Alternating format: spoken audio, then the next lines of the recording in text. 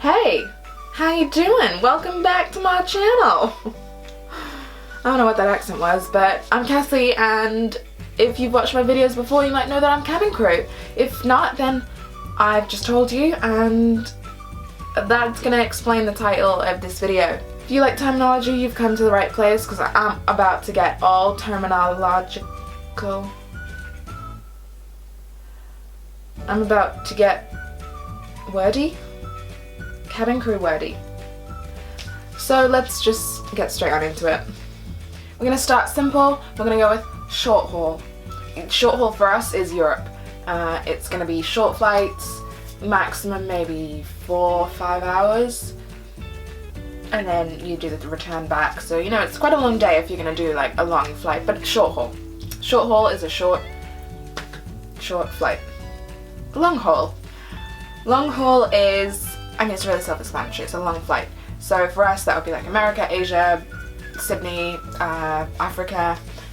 Anything that is gonna be over like 5 or 6 hours, like Accra and Ghana and places like that, they are 6 hours, but they're still technically long haul because it's over our like rest limits or something. You know what short haul and long haul is. I'm gonna move on. There and back. So a there and back is a short haul flight.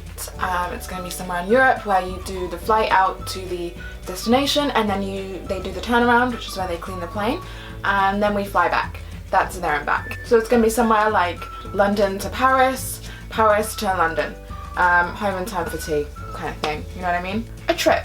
Now a trip is going to be somewhere that's a little bit longer than there and back, and you actually stay at the destination. It would be like a long haul kind of thing. You would normally stay at least 1 night, maybe 2 nights, but some of them you only stay 12 hours in some locations, and then you have to do the flight back, but it would still be considered a trip. Landing day. Now landing day is the day that you land from a trip, and it's normally a day when you should not be doing anything that requires a lot of thought or I don't let myself go to Tesco on landing day because sometimes that's very tricky. I spent half an hour in the stationery aisle looking for blue tack, and I was standing in front of it the whole time, and I was very angry. I was getting very frustrated with myself, so I don't let myself do anything good on landing day. I normally sleep, get some washing done. That's about it. That's all I'm allowed to do. I don't even let myself watch my usual programs because I know for a fact I won't remember anything that's like in them, like the storylines or anything, the next day. That's how bad landing days are. A Euro tour. So a Euro tour is when you do multiple short haul flights over a period of, it might be 2 days, 3 days, sometimes 4, and you will be staying in various different locations. So you might be doing London to Dusseldorf and back, and then in the same day you might fly up to Manchester, stay in Manchester for a night. Then the next day you would fly back, and then you'd go on to somewhere else in Europe, and it would continue on like that. Sometimes you're allowed to do 4 flights in one day. You could start in somewhere like Gothenburg and then fly back to London, do a flight up to Manchester and back, and then fly out to Budapest and finish and end up there for the night. I think that might be over your allowed hours, but we'll go with it for the example. That's the kind of thing you could end up doing all in one day. A link. A link is part of a Euro tour. So in the example that I just gave, it would be the Manchester part of that Euro tour. It, you know, if you've already, it's so hard to explain all this stuff. Let's say you're flying around for 3 days, and then at the very end of your Euro tour you have a Manchester there and back. Just to throw that in there.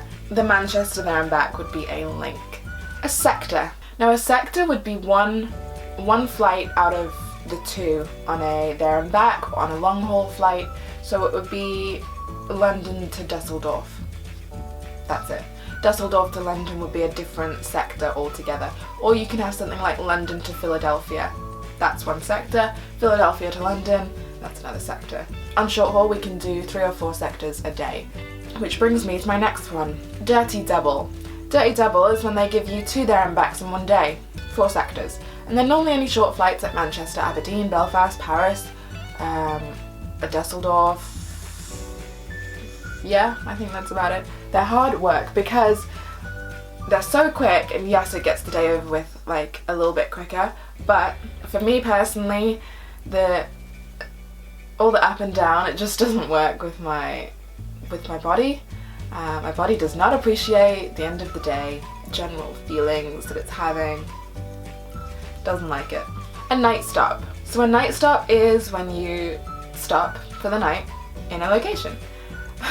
So for example, you can night stop in Budapest and you get like a flight out somewhere in the day on the first day, and you stay there for one night and then you do the flight back the next day. That's a night stop. You can also have like an American night stop, because we only get 24 hours in a lot of our destinations and a lot of our routes to America, just because of the way flight timings work. So technically for us, Philadelphia is a night stop as well. We get 24 hours, one night. It's a night stop. Down route. So down route is a word we use quite a lot, and it means at the location, at the destination. For example, if I was going to use it in a sentence, I'm on the aircraft working with my other colleagues and someone says, what are you going to do down route? Do you have any plans for down route? A standover. So a standover is technically 2 nights in a location, but we really only use it in terms of like Europe. So for example, one time I did a standover in Hanover. As beautiful as that sounds. We did the last flight out on, let's say, the Wednesday night. We'd stay there the Wednesday night, and then we'd have the whole day Thursday to do whatever we wanted to do. We were free for the day, and then Friday morning we would do the first flight back. So it's technically 2 nights, even though you get there really late and you leave really early. It's a standover. An available day. So an available day for us is a day when we are scheduled in to potentially work, and you don't know what you're going to be given until 7 p.m. the night before. So you can have 3-day availables, 4, 5 days. You could even just have 1 day available if they want someone for Europe kind of flights. You kind of have to be ready for anything, basically.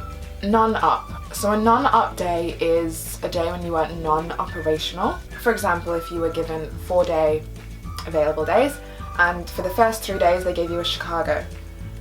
On the 4th day, they can't use you for anything, the 4th available day, because they've put you into work and you need a day off, you need a rest day, so they can't give you anything, which means that 4th available day would go to non-op. Sometimes if you're lucky and you have like available days or standby days coming up and they change to non-op purely because they have too many crew on already, they don't need you, then it's a good thing. For me anyway. I really appreciate a non-up day. It's just, it never happens. It's like a little rarity that we get sometimes. I've been lucky enough to get 2. Home standby and airport standby. Home standby means that you are sat at home waiting for the phone to ring, and you can be on standby for 12 hours, you can be on standby for 6, anywhere in between there, sometimes less, sometimes more, whatever. They can do with you whatever they want. You really do have to be ready for anything on this one. You have to be like packed for literally anything, because they give you 2 hours to get to the airport from when they call you. You know, if you live further away than 2 hours, then you really have to drive down the country or up the country so that you're near the airport. I personally live quite close, so I'm lucky. I could still be in bed when they call me and make it to work in time. Airport standby, it's the same thing. You're on call, you're waiting, but you are sat in the airport. In your uniform with your suitcase ready to go for whatever they need you for, and they usually would only use airport standby people if somebody is in traffic, somebody's late turning up, short notice things that they didn't know about. Somebody goes ill on the plane, for example, right before takeoff.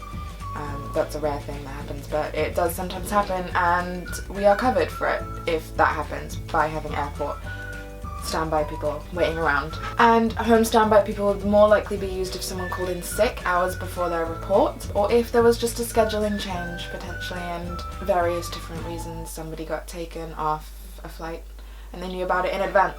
Positioning. So positioning is when you are not required to work a flight there or back, either or, but you are required for the other part of that trip. So you could position out to Lisbon and work the flight back. Could work to San Diego, stay in San Diego with all the other crew, and then position home. They don't need you to work on the flight, but they still need you for part of the trip. I've heard stories of crew in different fleets who have positioned out somewhere to work maybe a first flight home, and for whatever reason, storms, weather, something else, that flight has been cancelled and they have positioned home.